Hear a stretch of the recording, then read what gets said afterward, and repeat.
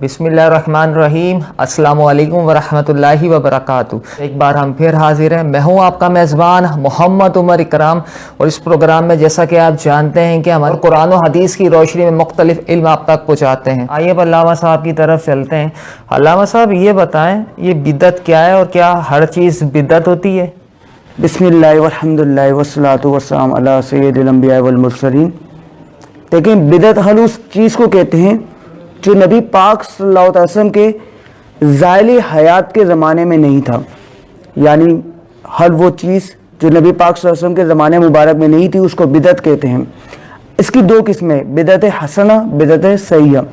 अब कुछ लोग कहते हैं कुल्लू बिदअतिन तराला, इस हदीस से ये मफहूम लेते हैं कि हर बिदअत गुमराही। अगर हम इस हदीस को अगर ले लें और इसकी दो कैटेगरीज ना बनाएं, अच्छी बिदअत और बुरी बिदअत, तो इसमें मसाइल दरपेश आ जाएंगे।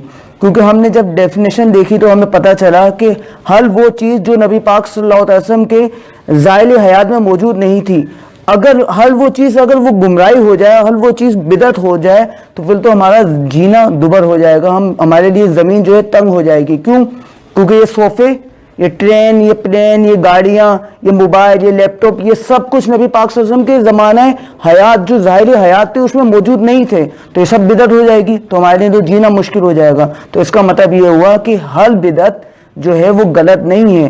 कुछ बिदअतें सय्या होती हैं और कुछ बिदअतें हसना होती हैं। जैसे अब मैं जितने चाहे नवाफिल पढ़ूँ, मैं नवाफिल पढ़ने की आदत डाल लूँ, मैं कुरान पाक की तफसील पढ़ने की आदत डाल लूँ, तो ये बिदअतें हसना है। ऐसे ही कुरान पाक के एराब का मामला, कुरान पाक को एक किताबी सूरत में लाना, तरावी की जमात कराना, ये सब बिदअत हैं, और लेकिन ये बिदअत हसना है। क्योंकि नबी पाक सल्लल्लाहु अलैहि वसल्लम के दौर में नए कुरान पाक किताबी सूरत में था, नए उसके ऊपर एराब थे, नए तरावी की जमात होती थी। जब ये सब काम हुए हैं और ये बिदअत हसना है, तो फिर कुछ कुछ मामलात में कुछ लोग, हमारे जो लोग हैं, हमारे कुछ भाई हैं, जो ये कह देते हैं, हर चीज़ में बिदअत का फतवा लगा देते हैं, ये बिल्कुल गैर मुनासिब है।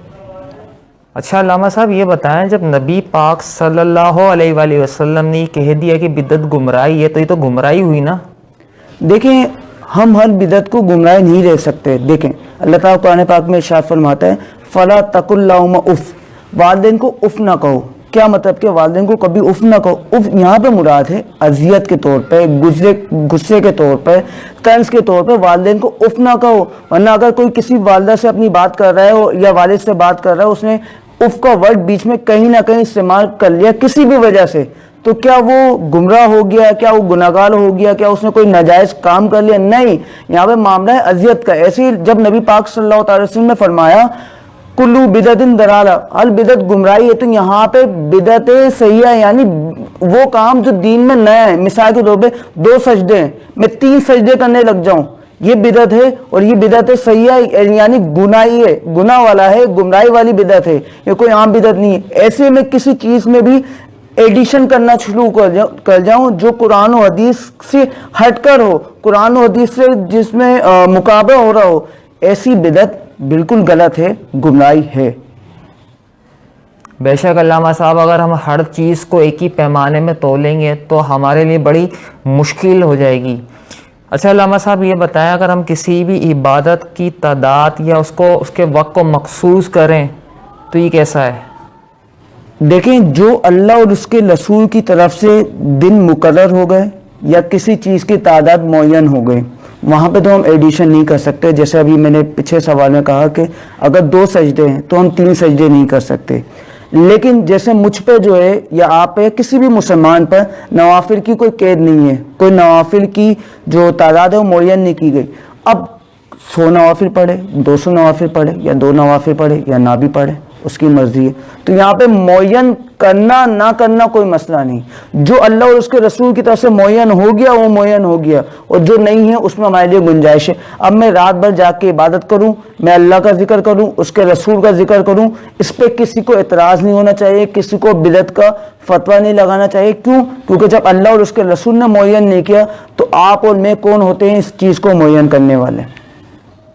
बेशक अल्लामा साहब, आपने बहुत बड़े मसले को बहुत आसानी के साथ सुलझा दिया। इसी के साथ हम अपने प्रोग्राम का इख्तिताम करेंगे। मुझे अगले प्रोग्राम तक के लिए इजाज़त दीजिए। बिस्मिल्लाहिर्रहमानिर्रहीम। अस्सलामु अलैकुम वरहमतुल्लाहि वबरकातुह। एक बार हम फिर हाजिर हैं। मैं हूँ आपका मेज़बान मोहम्मद उमर।